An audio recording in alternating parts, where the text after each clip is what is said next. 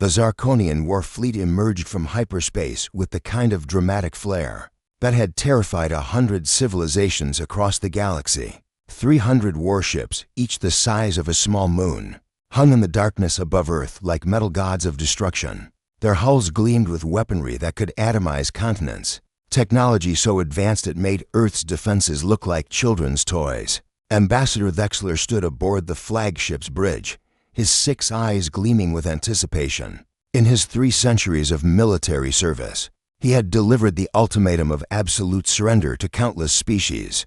The pattern was always the same: disbelief, followed by terror, followed by the pathetic spectacle of entire civilizations begging for mercy. They would never receive.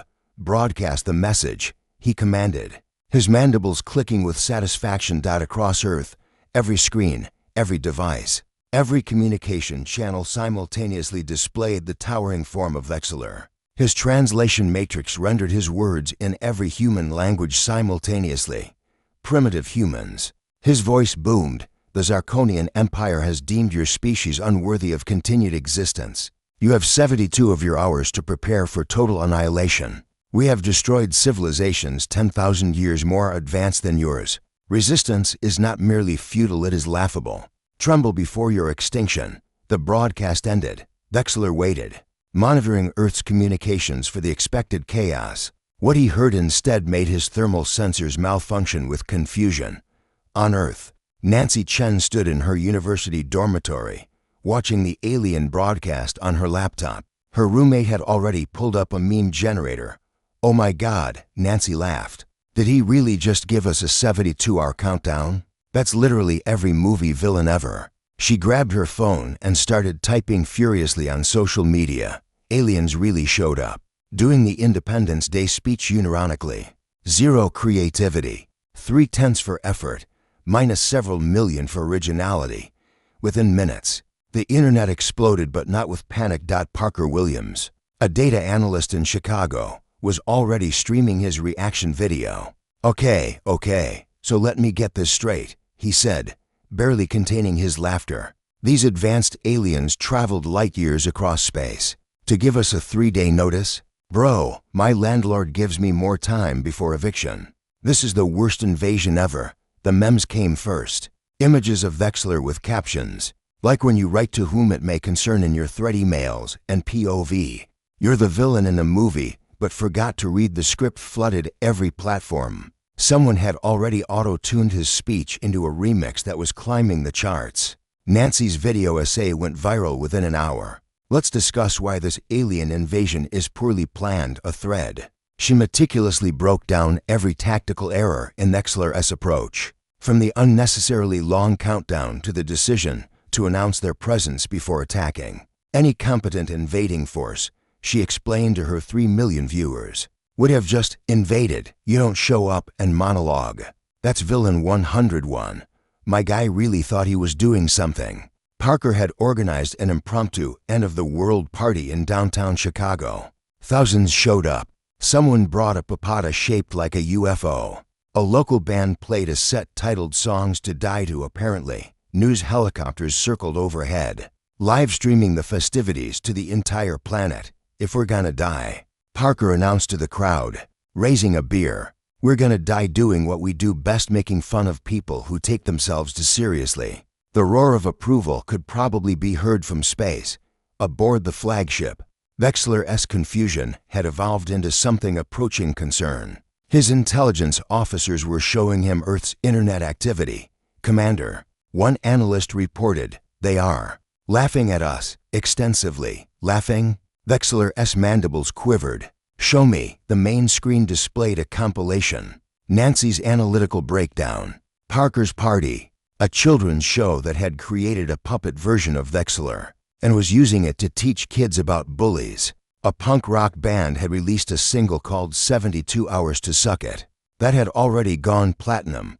One video showed an elderly woman in her garden, shaking her head at the sky. "I survived 2 wars, 3 economic collapses, and my husband's cooking," she said. "You think some bug-eyed bastard in a spaceship scares me? I've got begonias to plant."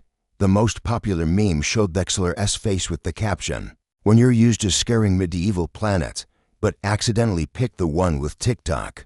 This is impossible, Vexler hissed. They should be paralyzed with fear. His tactical officer spoke hesitantly. Sir, I've been analyzing their military response. They've barely activated their defenses. Their armies are on standby, but their governments are mostly just asking citizens to remain calm and carry on memming. Nancy was on her 14th hour of live streaming, her viewer count approaching 500 million. She'd been joined by scientists, comedians, and military analysts, all dissecting the invasion with the kind of detailed mockery usually reserved for bad movie reviews. Let's talk about fleet positioning, a retired general said on her stream. They're in a standard intimidation formation. It's designed to look scary, not to be tactically effective. If they actually wanted to attack, they'd spread out to prevent concentrated defensive fire. So you're saying, Nancy grinned, they're literally here to look cool. Essentially, yes, Parker's party had evolved into a global phenomenon. Similar gatherings were happening in every major city. In Tokyo, people were building cardboard replicas of the warships and having contests to see who could knock them down fastest. In London, a comedy club had organized a Roast the Aliens competition that was breaking viewership records. As the 72-hour deadline approached its final moments, something unprecedented happened in Zarkonian military history. Vexler's communicator chimed. It was the High Command. Ambassador, the Supreme Commander's voice was cold. We have been monitoring the situation. The Council has decided that humanity is clearly insane. We are not equipped to deal with a species that responds to extinction threats with parties and comedy routines. Abort the invasion. Find a species that has the decency to be afraid of us. Vexler wanted to protest, but he had watched the humans for 3 days. He had seen them turn his grand declaration of war into entertainment. He had no counter-strategy for weaponized mockery. The fleet withdrew. Nancy went live one final time. So, they're leaving. Guys, we literally memmed an alien invasion into retreating. This is the most human thing we've ever done. Parker raised his drink to the departing ships. Come back when you've got better material. Somewhere in the darkness of space, Vexler made a note in the galactic database. Humanity avoid. Dangerous, immune to intimidation. Weaponizes humor. Possibly insane. The note would save countless alien species from the same humiliation. On Earth, the parties continued for weeks. Not because humans weren't afraid, they absolutely were, but because they had collectively decided that if the universe was going to be terrifying, they might as well laugh their way through it. That, more than any weapon, was what made humanity truly dangerous.